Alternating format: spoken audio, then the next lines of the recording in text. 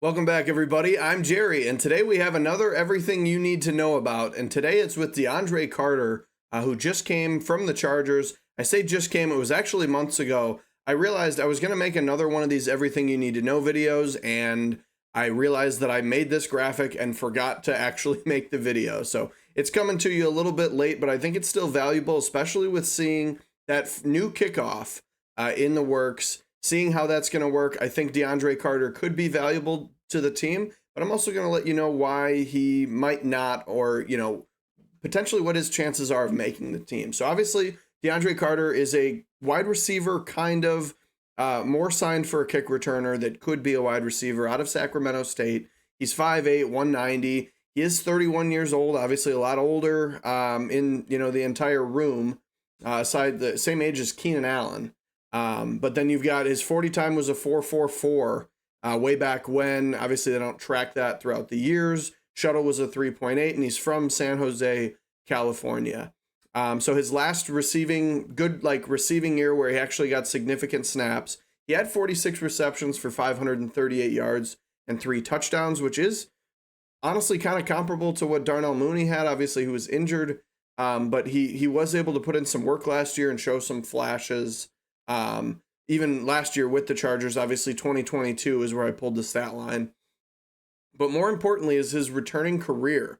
You can see there 132 punt returns, almost 1,300 yards, 9.8 yards per return, and then 118 kick returns for 2,600 yards and 22.4 yards per return, and even a touchdown as well, which could be very, very valuable. I think the reason the Bears take him in is just to give more competition. We've seen issues with Velus Jones not being able to hang on to the ball on kick or punt returns, you name it. He just is not great at catching. And that's part of the reason he's been working out in the running back room. But then you have Dante Pettis, who I was like, DeAndre Carter's kind of like a Dante Pettis, where, 2 years ago, Dante Pettis in 2022, he was our best route runner on the team just because of going through injuries and everything that was going on. He was our best route runner, but then I remembered that Dante Pettis is also actually he's 6'1", whereas DeAndre Carter's 5'8", so I don't know if they're super comparable,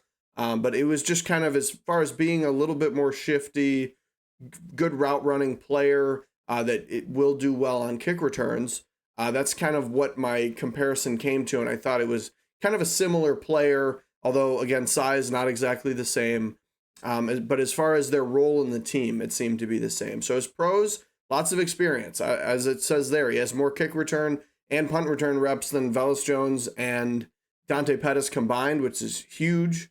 If you want to have experience in the room, although experience might not matter as much with the new kick return style, we'll see if that has any effect going into this year. But then he's very shifty. He also has that wide receiver potential, though, with, like I mentioned, the 46 receptions, 538 yards, 3 touchdowns. If you watched my Bears stats video, that's pretty much what I had Rome Odunze getting this year. And actually, if you look at the Bears depth chart, DeAndre Carter's actually listed ahead of Dante Pettis and Colin Johnson right now at wide receiver 6, which, if, everything falls through like a lot of Bears fans are saying, where Khalil Herbert potentially gets traded, and then Velus Jones makes his way into the wide receiver room, that would actually put DeAndre Carter at wide receiver 5.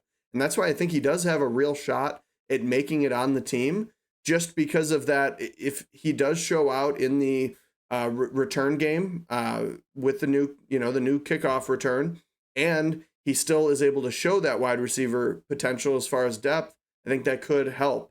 The big con is a very crowded wide receiver room. I just mentioned wide receiver 5, and that's behind a lot of other, talented receivers. You got Keenan Allen, DJ Moore, Rome Odunze. Tyler Scott's actually listed as 4 right now, although I'm sure a lot of Bears fans would want to see Colin Johnson move up there.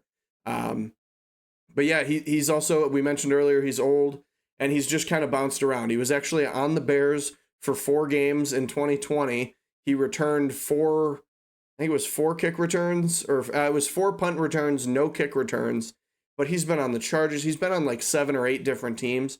So it's not really a con, but usually that's kind of a tell that like, hey, this player probably isn't too good. There is those anomalies where like at the quarterback position, you know, everybody knows Ryan Fitzpatrick. I think of Josh McCown, those kind of guys where they are actually pretty talented. They just never really get a fair shot. I think Gardner Minshew's on that path, unfortunately, when I think he's a very good football player. We're not talking about Gardner Minshew, though. We're talking about DeAndre Carter. So I think he could be good for the Bears. He's kind of had an unfortunate NFL career. Unfortunately, in 2013, I believe it was his junior year of college at Sacramento State, his 17-year-old brother passed away. And it said it really hit him hard and going into the draft, and it did make him want to play harder, but then unfortunately he hasn't really gotten a fair shot in the NFL. So being 31 now, it's kind of tough. You know, you kind of have to weigh your options. Is this guy still going to be able to ball out at 31? Is it worth it? Yada, yada. You know, so again, I think that showing that he's on the depth chart right now at wide receiver 6, potentially wide receiver 5, and that shows that the Bears definitely like him, and he very well could be leading the battle for kick return or punt return at this point. And if he is, I think that secures him a spot, especially if Velus Jones does make that move to running back.